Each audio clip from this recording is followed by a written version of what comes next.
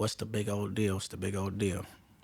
It's rich at heart, the dark side of it. You know what I'm saying? If you see me without the princess of the pod, just solo, chances is it's the dark side. You know what I'm saying?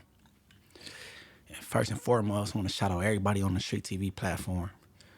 Rich at Heart Podcast, Facts Over Feelings, Latin affiliated, straight politicking, streets and scholars. Anything on this channel, support it. You know what I'm saying? First and foremost. You know what I'm saying? We got substance, we fact check things, we ain't with the propaganda. You know what I mean? All right. I ain't really a reactor, but you know what I'm saying? I'm reacting today. You know what I'm saying? Responding and reacting. That's what I'm doing today. You know what I mean? One of my peers in the metaverse, you know what I'm saying? He reacted to the interview, I guess, richly done alongside Adam with FRosTydaSnowMann and Lil Deuce. And everybody go support them. Lil Deuce just dropped Too Much. Project Too Much, go stream that. You know what I mean? Frosty stay busy. He got bangers out there. He got the Gerb Nation sweatsuits. He got the Gerb juice. Go support the little bros. You know what I'm saying? So this got my attention. Just surfing the net. You know what I'm saying? And I ran across something that was dealing with me in the interview. So I tapped into it. So I'm about to get into the first clip of while we here today. Run it. Hey, that's what I want people to know, right? He my witness. Early on, I tried to mediate him and Almighty. Okay. I always try to do that. Well, that's a bitch. No. Big This podcast is about. All right. Now that was minutes into our interview or whatever, and I got this what you want to call stigma about myself, you know what I mean? So I thought it would be a good idea to let people know, like, you know what I'm saying? I tried to mediate something, you know what I mean? And the reason why I felt the need to, let people know that I tried to do a good deed, you know what I mean? Just not on the internet going back and forth with people and stuff like that, is because run this clip real quick. Dude, he knew it was coming. Like, he already told him. And, like, I'm going to say this when I get in there. Because, we know everything's scripted. He already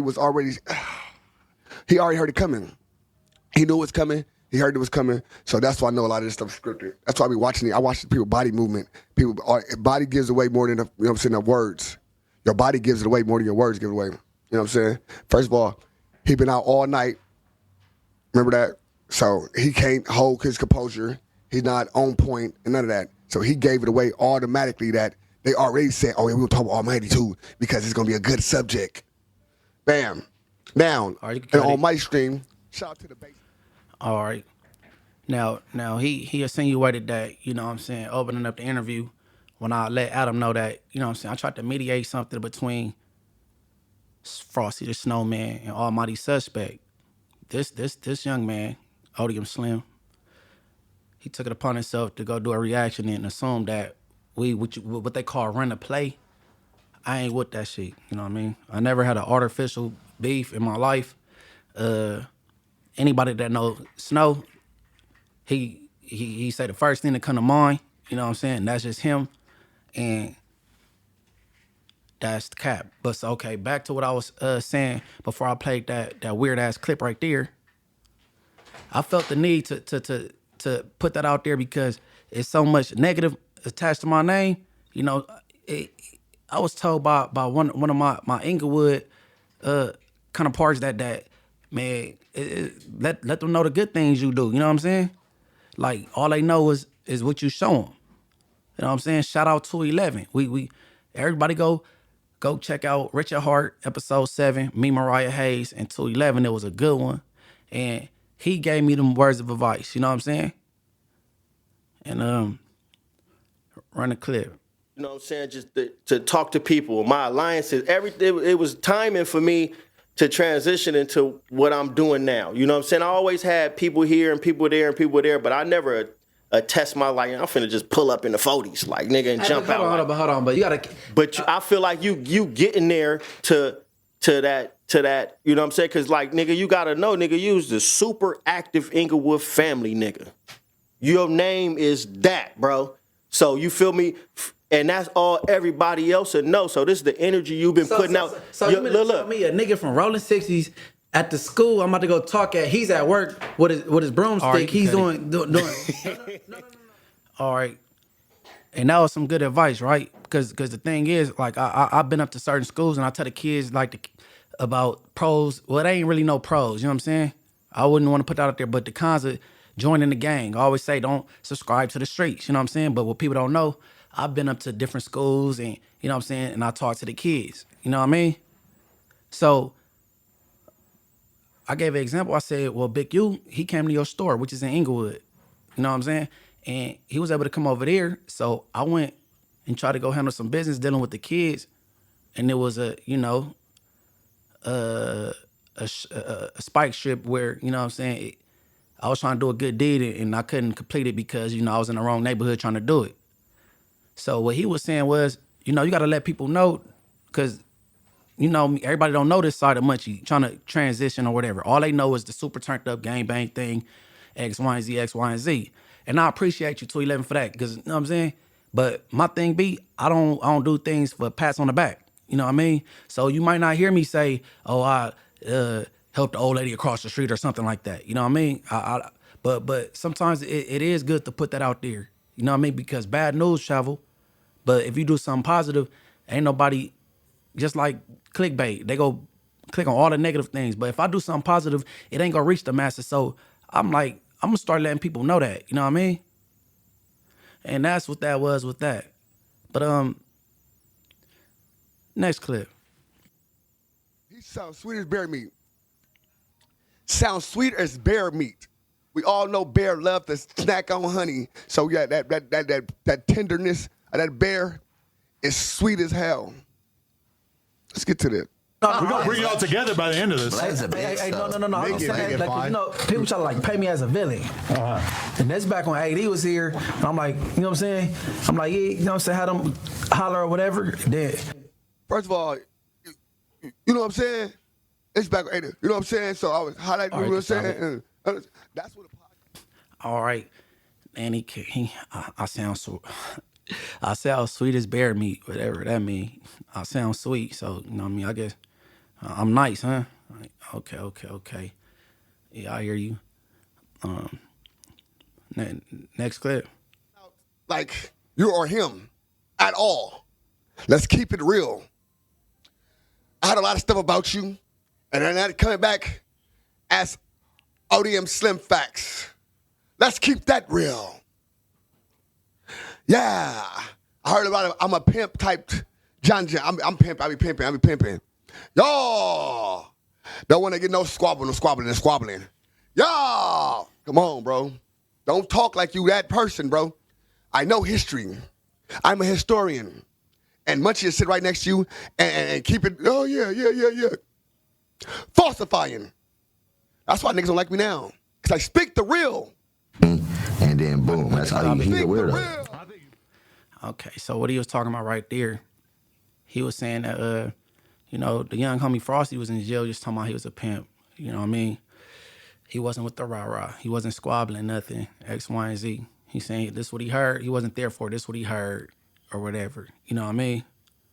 And I was just sitting there, yeah, to everything he was saying. That's what this man is saying, right?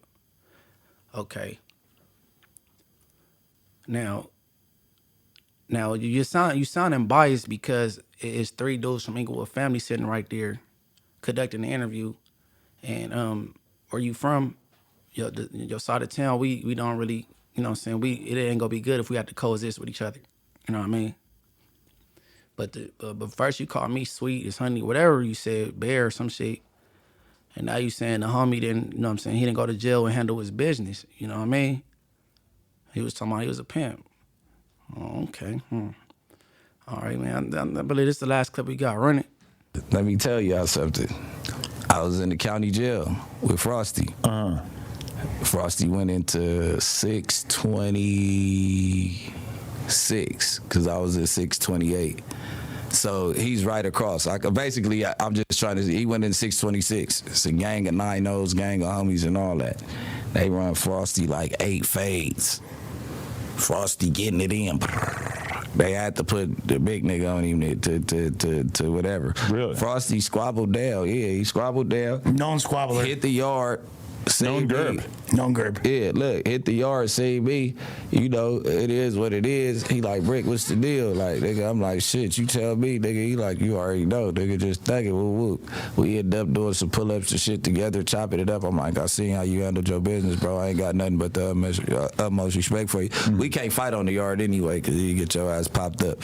So we was just talking, and then, like, everywhere he went, he didn't turn down no fades. So whatever else about Frosty, y'all could think whatever. I just seen him in a different light. So yeah, me and him is somewhat cool. But like he got. All right, that's somebody that was you know, incarcerated at the same time as him. You know what I'm saying? Not hearsay. You know what I mean? Shout out Brick for you know what I'm saying, speaking the truth. Whether somebody a rival or not, you know what I'm saying? If they with the shit, you gotta give them their credentials. You know what I mean? All right.